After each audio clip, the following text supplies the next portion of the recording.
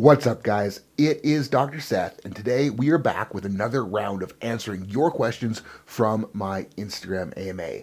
Got a lot of really good ones this week, so as always, let's start off with something a little bit spicy. Question 1. How is programming different between tested and untested lifters? The first thing I'm going to say is that steroids do not make that big of a difference. At least from the programming perspective, they don't.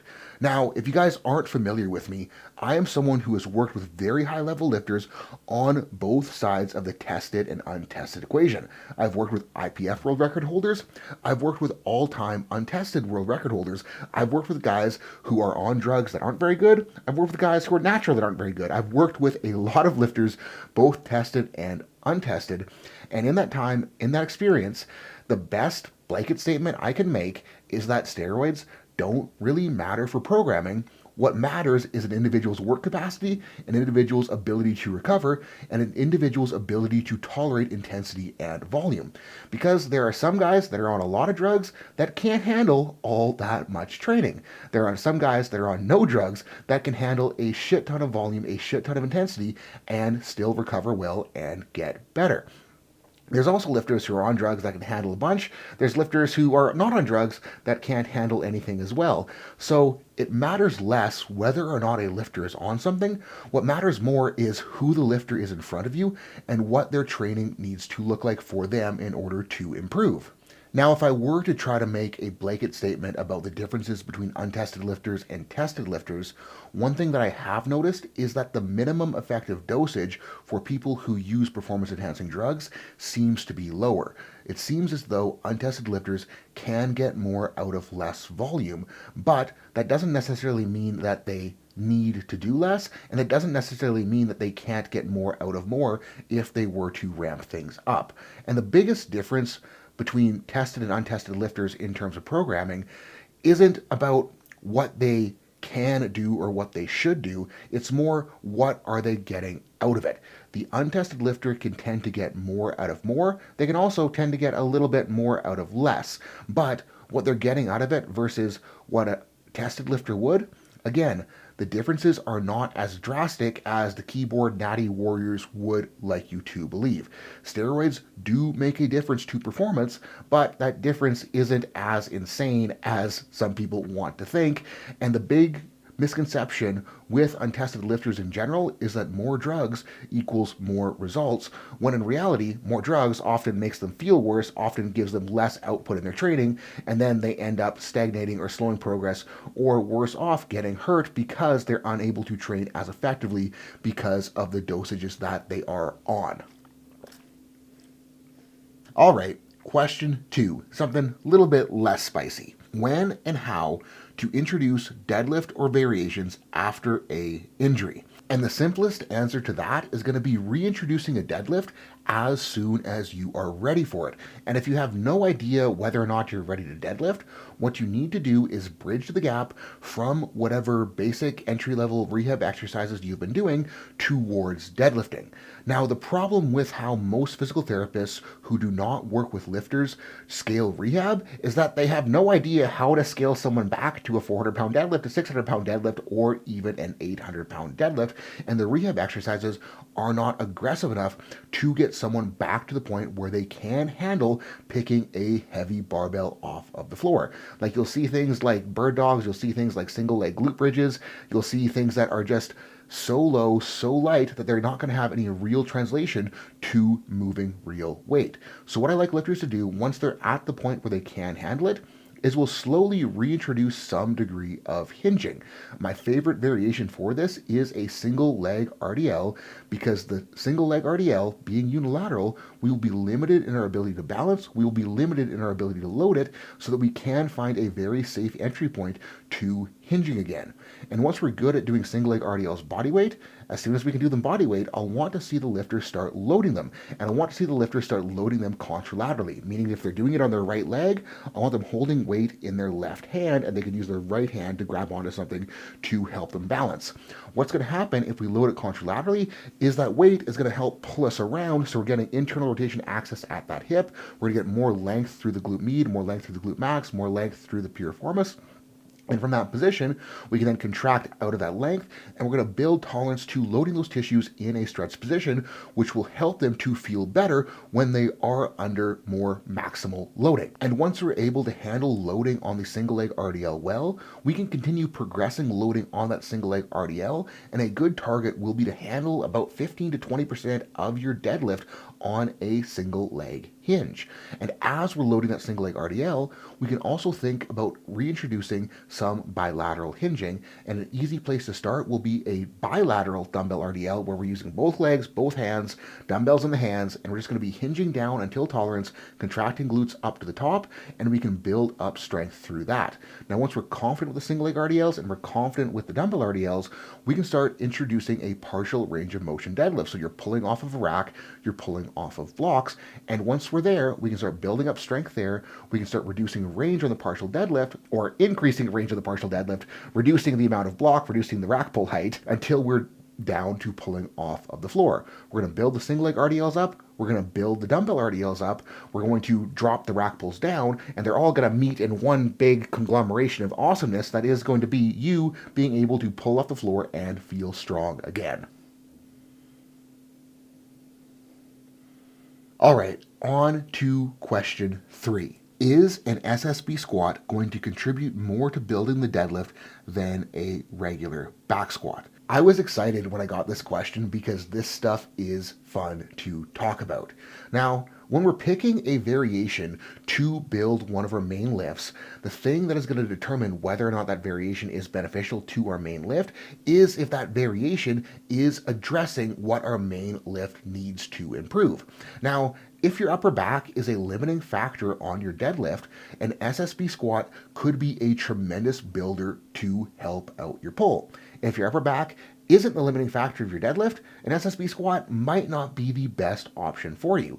And if the SSB squat isn't the good option for you, a back squat might not necessarily be the best deadlift builder that you could do. Now, should you still be doing a squat variation? Probably, but if the goal is building a deadlift, you probably should be picking something else if the upper back and the SSB isn't going to be what addresses it.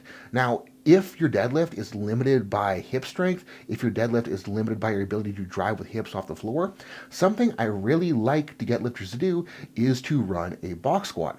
If your deadlift is more limited by back strength or more limited by hamstring strength, something I like lifters to do is a round back stiff leg where we're pulling with a deliberate and controlled amount of spinal flexion, trying to initiate the movement by flexing the hamstrings to drive the hips through, and then we're going to finish with a really hard glute squeeze.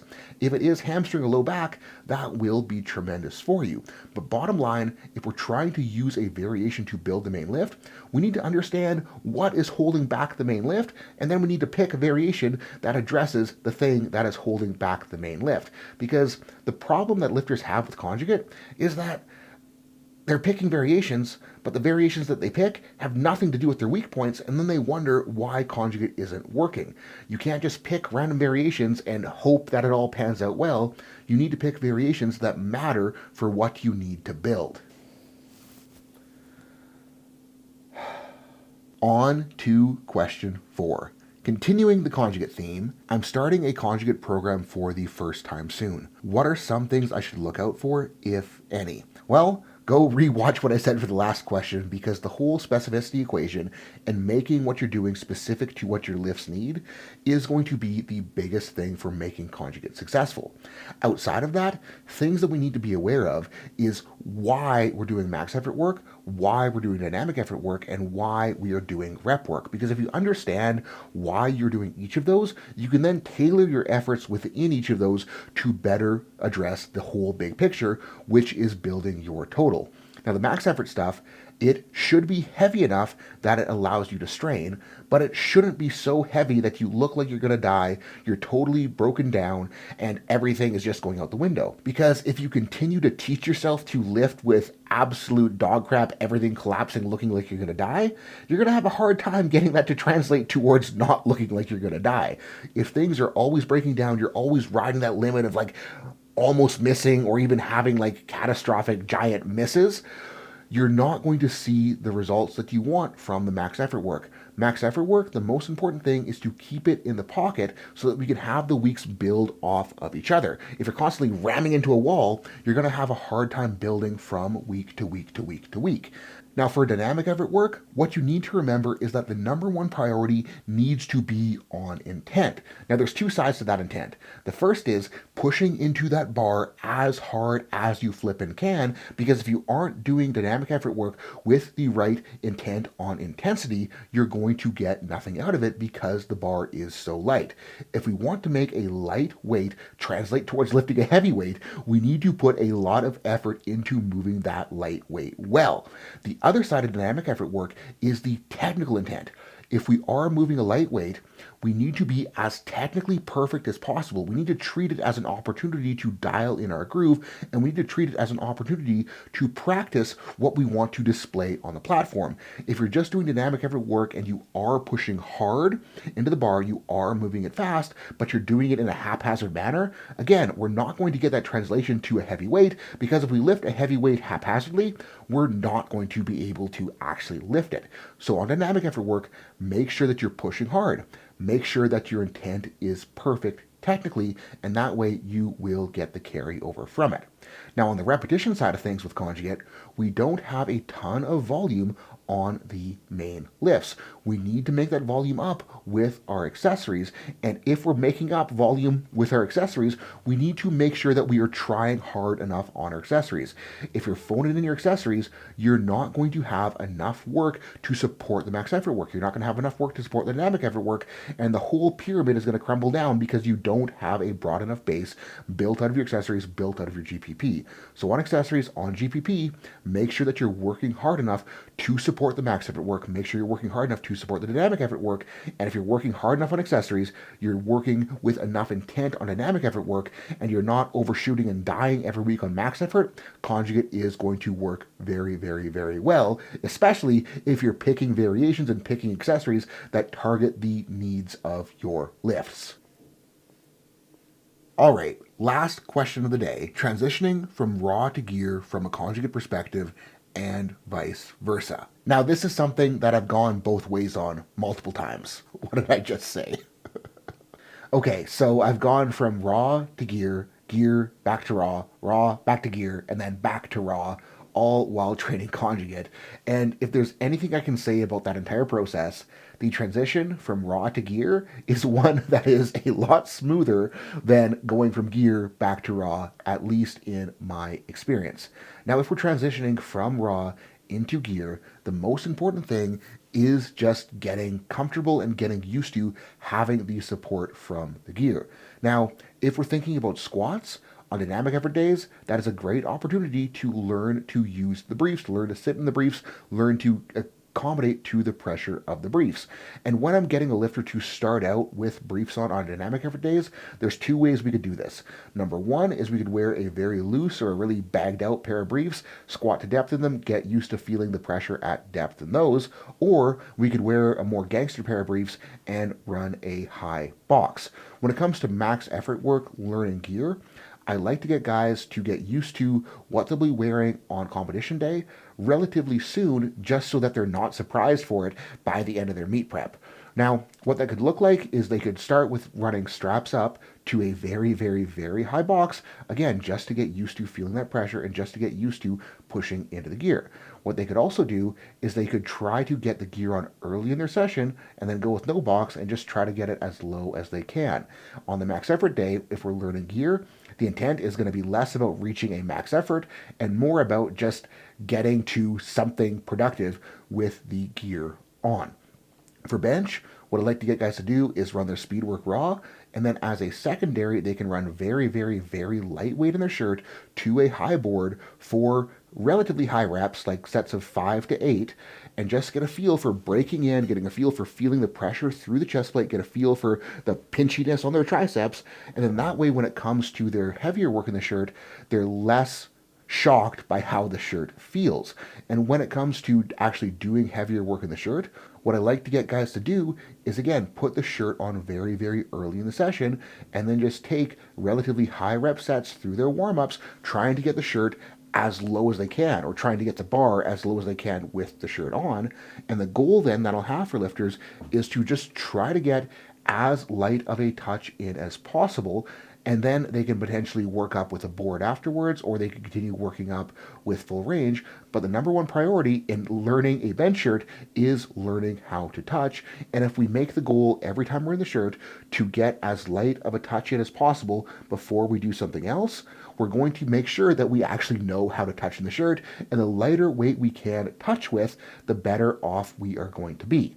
Now, when it comes to deadlift, learning a deadlift suit really isn't all that crazy in my experience, and the most important thing with a deadlift suit is just not having too much deadlift suit on for your strengths and your leverages. Because with a squat, with a bench, we have the weight on the bar helping push us down. With a deadlift suit, we have to get to the bar on our own, and if we have too much suit and the suit is getting in the way of our ability to maintain start position, the suit is going to get in the way of our lift more than it's going to help our lift. And a big statement that I want to make in regards to gear is that with bench, with squat, oftentimes you'll hear lifters saying, oh, I just need 50 more pounds of the bar to get to depth. Oh, I just need 50 more pounds of the bar to touch. That is the wrong attitude to have. You don't need more weight on the bar to get down unless you're an 800-pound bencher and you're trying to touch 400, or you're, a 1,200-pound squatter, you're trying to hit depth of 400. Unless you're one of those guys in a very gangstered out suit and a very gangstered out shirt, you don't need more weight to get down there. You need more skill to get down there, and just putting more weight on the bar and then getting down there with jacked up form isn't going to help you in the future. So priority needs to be learning to hit depth with as little weight as possible, learning to touch in your shirt with as little weight as possible. Because if you can get down there with as little weight as possible, get down there in a technically sound position, once you get weight on the bar, you're going to be so much better at actually learning to use the gear, learning to load to the gear, and that is how you're going to get pounds out of the gear. Now, if we're transitioning from gear back to raw, one thing that I like to totally throw out the window altogether is max effort work. The reason that I want to throw out max effort work if we're going from gear to raw is if you're a geared lifter and you're a decent geared lifter, you're going to be very strong already, but you're not going to be strong in the areas necessary to powerlift raw well.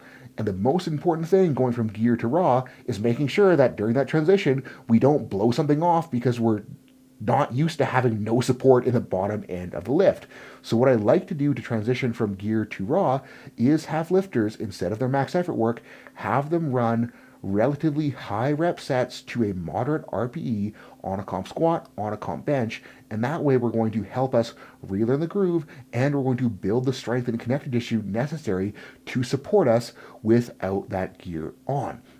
And hearing it, talking about it, it probably sounds like the transition from raw to gear is a lot more complicated, which it is. But the transition from gear back to raw is a lot more difficult because you're taking someone who knows how to be strong, is used to being strong, and then take the gear away. If they haven't done a lot of raw training through their multiply career, they're going to feel like a baby deer without the briefs on. They're going to feel like a baby deer without the bench shirt on.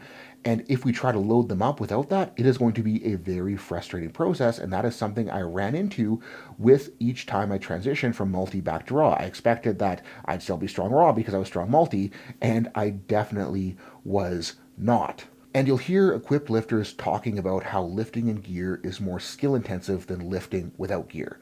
And in part, I would agree with that because the margin of error you have, if you're squatting in a squat suit, if you're benching in a bench shirt, is going to be so much smaller and so much more critical to your ability to complete the lift. But the thing is, when we have gear on, we're getting so much more external feedback on positioning. We're getting so much more external information being sent to our brain so that can help us with establishing groove and help us with knowing where we are in time and space. And when I was transitioning from gear to raw, not having that feedback was one of the most difficult things. And it's something that I still struggle with today because a lot of my lifting foundation was built by using my squat suit to tell me where I was, by using my bench shirt to tell me where I was. And without that information, for me at least, raw lifting, maintaining the skill and maintaining my groove is much more difficult. And in my experience, now that I'm back into raw lifting, I was able to get away with much greater variations with my max effort work in multiply, because I knew that as soon as I had my squat suit on, I'd have the feedback from the squat suit to tell me whether or not I was in the right spot, and I could make adjustments as necessary because of what the suit was telling me. With my raw lifting, without having that feedback, without having that near instant ability to know whether or not I'm in the right position, something I always struggle with still is that I'll be working up in my warm-ups and I won't realize that I'm doing something wrong until it's heavy enough that it becomes a very big problem, and then it becomes more difficult to handle. So if you're transitioning from gear to raw, I wouldn't run as extreme of variations on your max effort work, just because we want to really establish that comp groove. We want to really know where we are in time and space so that we can then be proficient on the platform. All right, guys, that is that for today. Thank you so much to everyone who submitted questions. Thank you so much to everyone who is still watching. If you submitted a question and it did not get answered, odds are that it was covered in depth in another AMA video, or it was covered in a standalone video all on its own. So be sure to scroll through the channel, because there is plenty of good stuff here. And if you guys want to hear me getting more in depth into the real ins and outs of conjugate, make sure to check out the upcoming lecture series on making conjugate work for raw powerlifting. And the goal of that series is to give you a deep understanding of how the conjugate system works, why everything is in place, because if you can understand how it works and why everything is in place, you can make it very simple in application, and you can make it very specific to the needs of the lifter in front of you. And because you guys are watching this YouTube video, I got a discount code. Just use the code YouTube on checkout. It'll save you guys $150 American dollars. So be sure to use that when you check out. If you guys are in it, see you there. If you guys don't want to sign up, there's going to be plenty more videos dropping tidbits here and there spread through the channel.